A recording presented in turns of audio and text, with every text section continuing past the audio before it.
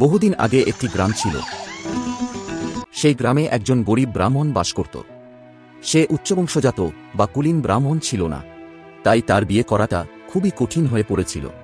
সেই সময় কুলীন ব্রাহ্মণ না হলে তাদের বিয়ে করার জন্য কনের পিতা মাতাকে প্রচুর টাকা যৌতুক হিসাবে দিতে হতো। তাই বিয়ের খরচের জন্য এবং যৌতুকের টাকা জমা করার জন্য সে প্রতিটি বাড়িতে গিয়ে ভিক্ষা করতে লাগল, ধনী মানুষদের তোষামত করতে লাগল। অবশেষে অনেক কষ্ট করার পর সে একদিন যৌতুকের টাকা জোগাড় করে ফেলল। সেই টাকা কনের বাবাকে দিয়ে সে একটি মেয়েকে বিয়ে করে ফেলল। এরপর সে তার স্ত্রীকে তার মায়ের কাছে নিয়ে এলো। মা, আমি আজকেই বিয়ে করলাম, আর এটা হলো তোমার বৌমা, আমাদের আশীর্বাদ করো মা। আমার আশীর্বাদ তোদের সাথেই আছে, তোরা সুখে থাক। এবারে তোরা ঘরের ভেতরে আয়। বিয়ে করার কিছুদিন পরে ব্রাহ্মণ অনুভব করল যে তার কাছে যা টাকা পয়সা ছিল তা প্রায় শেষের পথে। তাই একদিন সে তার মাকে বলল, আমি যা রোজগার করেছিলাম তার সবটাই শেষ হয়ে গেছে, আর এখন তোমাদের ভরণ পোষণ করার সামর্থ্য আমার নেই।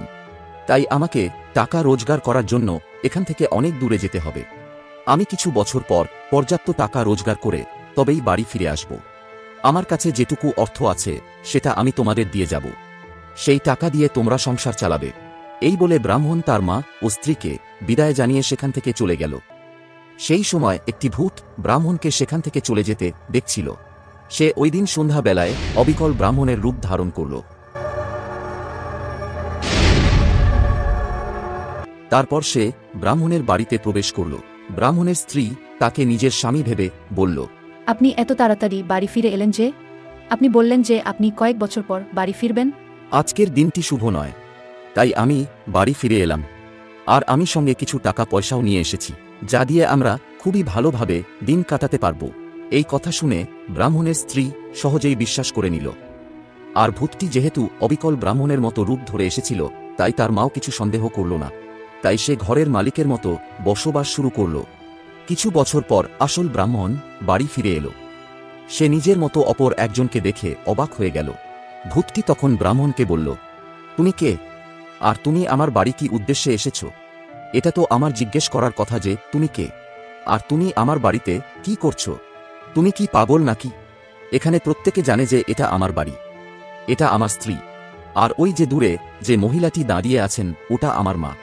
আর তুমি এমন ভান করছো যেন এটা তোমার বাড়ি, আর এই মহিলা তোমার স্ত্রী। আমার মনে হয় তোমার মাথা খারাপ হয়ে গেছে।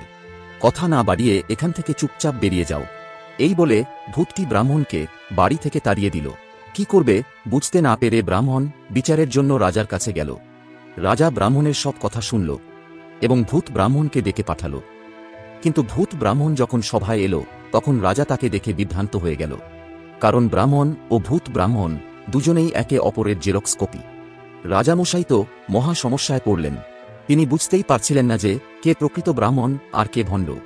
তাই রাজা তাদের পরের দিন আসতে বললেন। এভাবেই ব্রাহ্মণ দিনের পর দিন রাজার কাছে যেতেন, আর রাজা প্রতিদিন তাকে আগামীকাল আসতে বলতেন। প্রতিদিন ব্রাহ্মণ রাজার সভায় যেতেন আর চোখে জল নিয়ে প্রাসাদের বাইরে আসতেন। কি অসৎ এই দুনিয়া! আমাকে নিজের বাড়ি থেকে তাড়িয়ে দিয়ে অন্য একজন আমার বাড়ি ও আমার স্ত্রীর উপর অধিকার করেছে। আর ইনি কেমন রাজা যে কোনো বিচার করতেই পারে না। একই রকমভাবে দীর্ঘদিন চলতে লাগল। আসল ব্রাহ্মণ প্রতিদিন রাজার সভা থেকে বেরিয়ে আসত, আর শহরের বাইরে এসে প্রতিদিন একটি নির্দিষ্ট জায়গার পাশ দিয়ে পেরিয়ে যেত, যেখানে কিছু রাখাল ছেলে তাদের গরুগুলিকে চড়তে ছেড়ে দিয়ে রাজা রাজা খেলত। তাদের মধ্যে একজনকে রাজা নির্বাচিত করা হতো এবং তাদের দলে একজন প্রধানমন্ত্রী বা উজির, একজন কোতোয়াল বা পুলিশ সর্দার, আর বাকিরা পাহারাদার হতো। বেশ কিছুদিন ধরে প্রতিদিন তারা ব্রাহ্মণকে কাঁদতে কাঁদতে পাশ দিয়ে চলে যেতে দেখত। একদিন রাখাল রাজা তার একজন পাহারাদারকে ব্রাহ্মণের কাছে পাঠালো ব্রাহ্মণকে সেখানে নিয়ে আসার জন্য। পাহারাদার চলল ব্রাহ্মণকে ডেকে আনতে। পাহারাদার ব্রাহ্মণকে গিয়ে বলল, রাজামশাই আপনাকে শীঘ্রই তার দরবারে ডেকেছেন, আমার সাথে চলুন। আমি তো এইমাত্র রাজার দরবার থেকে ঘুরে এলাম। তিনি আমাকে আগামীকাল আসতে বলেছেন। হঠাৎ আবার তিনি আমাকে কেন ডেকে পাঠালেন? আপনি ভুল ভাবছেন, উনি সে রাজা নন, উনি হলেন আমাদের রাখাল রাজা। তিনি আপনাকে ডাকলেন, চলুন তাড়াতাড়ি। এরপর কোনো উপায় না দেখতে পেয়ে ব্রাহ্মণ তার সাথে রাখাল রাজার কাছে গেলেন। ব্রাহ্মণ রাখাল রাজাকে তার সমস্ত দুঃখের কথা শোনালেন। সম্পূর্ণ ঘটনাটি শোনার পর রাখাল রাজা বললেন, আমি আপনার সমস্ত ঘটনাটি বুঝতে পেরেছি, আমি আপনার সমস্ত অধিকার ফিরিয়ে দেব। চিন্তা করবেন না, আপনি শুধু রাজার কাছে গিয়ে অনুমতি নিয়ে আসুন, যেন আমি এটির ফয়সলা করতে পারি। ব্রাহ্মণ সঙ্গে সঙ্গে রাজার কাছে গিয়ে রাজাকে অনুরোধ করলেন যেন এই সমস্যাটির সমাধান রাখাল রাজাকে করতে দেওয়া হয়। রাজামশাই এতটাই হতবুদ্ধি হয়ে গিয়েছিলেন যে তিনি সঙ্গে সঙ্গে অনুমতি প্রদান করলেন। পরের দিন সকালবেলা শুনানির দিন ধার্য করা হল। রাখাল রাজা আগের দিনেই সমস্ত ঘটনাটি ভালোভাবে পর্যবেক্ষণ করে রেখেছিল, তাই সে পরের দিন সঙ্গে করে একটি সরু গলার শিশি নিয়ে এলো। ভূত ও ব্রাহ্মণ দুজনেই সেখানে উপস্থিত হল। আসল ব্রাহ্মণ ও ভূত ব্রাহ্মণের সামনে সেই সরু গলার বোতলটি রাখা হল।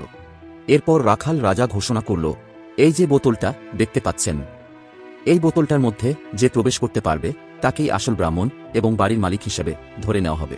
এই কথা শুনে আসল ব্রাহ্মণ রেগে আগুন হয়ে গেল আর বলল, তুমি একজন রাখাল ছেলে, আর তোমার বুদ্ধি পশুপালকদের মতোই। কোনো মানুষ কি এমন একটা ছোট শিশির মধ্যে প্রবেশ করতে পারে? আপনি যদি এটা করতে না পারেন তাহলে আপনি আসল ব্রাহ্মণ হতেই পারেন না। এরপর রাখাল রাজা ভূতের দিকে তাকিয়ে বললেন, এ সম্পর্কে আপনি কি বলেন? যদি আপনি এই বোতলের মধ্যে প্রবেশ করতে পারেন তাহলে বাড়ি, মা ও স্ত্রী সবকিছুই আপনার হবে। এটা শুনে ভূত ব্রাহ্মণ খুবই খুশি হয়ে বলল, আমি অবশ্যই প্রবেশ করতে পারব। এটা বলে ভূত সকলকে চমকে দিয়ে সঙ্গে সঙ্গে একটি ছোট পতঙ্গের মতো প্রাণীতে পরিণত হল আর সেই শিশির মধ্যে প্রবেশ করল। রাখাল রাজা সঙ্গে সঙ্গে শিশির ছিপি বন্ধ করে দিল, ফলে ভূতটি আর শিশির বাইরে বেরিয়ে আসতে পারল না। তখন রাখাল রাজা ব্রাহ্মণকে বলল, এই শিশিটিকে সমুদ্রের তলায় ফেলে দিয়ে আসুন, আর আপনার বাড়ি, স্ত্রী এবং মাকে গ্রহণ করুন। ব্রাহ্মণ রাখাল রাজার কথা মতো সমুদ্রের জলে সেই বোতলটি ফেলে দিয়ে এলো। এরপর থেকে ব্রাহ্মণ অনেক বছর পর্যন্ত সুখে শান্তিতে বাস করতে লাগল এবং তার ছেলে ও মেয়েও হল।